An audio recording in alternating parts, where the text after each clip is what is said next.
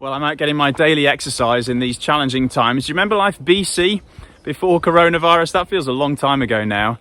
And we're in these choppy waters, and yet all around us, spring has sprung. The beauty of the natural world is breaking through. And I want to bring a message of hope. Hope not as we often use it in common speech, meaning uncertainty. I hope I don't get the virus, or I hope I have a job at the other end of this. You know, we may not know what the future holds, but we do know the one who holds the future. And so when the Bible uses the word hope, it doesn't mean wishful thinking or uncertainty. It's speaking of sure and certain confidence. Hebrews 6 verse 19 puts it this way: we have this hope as an anchor for the soul, steadfast and secure. Notice the analogy of an anchor. It's this idea that there's this vulnerable, fragile thing, and yet it is anchored to something that will not give way.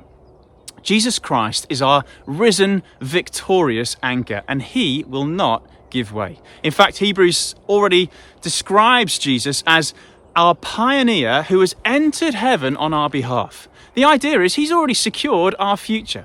There's nothing finally uncertain about the hope and the future of a Christian, because Jesus Christ is that future. He is that living hope, and he's already made it to glory, and we are going where he's gone.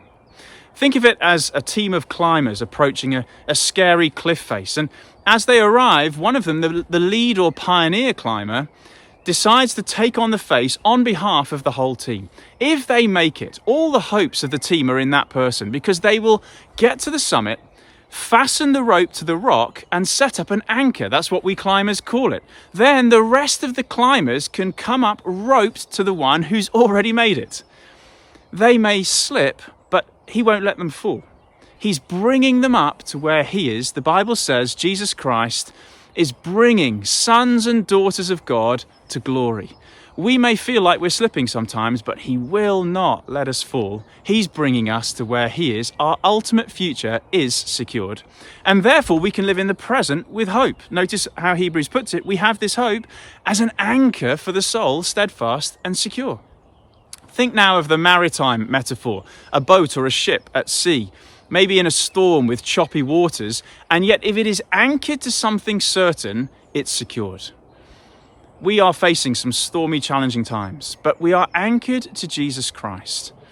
I remember going sailing with some friends off the Isles of Scilly down at the bottom of the UK. I'm not really very confident at sea, to be honest. I'm not a sailor, and they are. And I remember one night we anchored off the coast. We dropped anchor, and then in the night a storm came up, the wind rose. I thought we were drifting to the rocks, and I couldn't sleep. I was terrified, and so I woke the captain of the boat, and I said, I think we're drowning, do something. And he sort of assessed the situation, wise old seaman as he was, and then he just said to me, I'll never forget his words, have you seen the size of our anchor?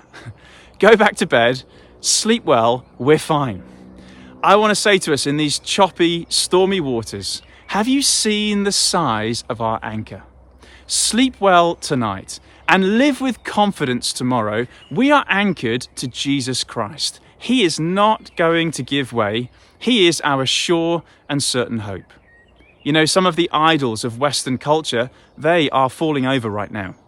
Some of our false hopes are giving way, but not Jesus Christ. If you will rope yourself to him through faith, if you will become one of his people by attaching yourself to him, putting your trust in Jesus Christ, then you can read Hebrews 6 and know it's true for you as well. Have you seen the size of our anchor? Or as Hebrews 6:19 puts it, we have this hope as an anchor for the soul, steadfast and secure.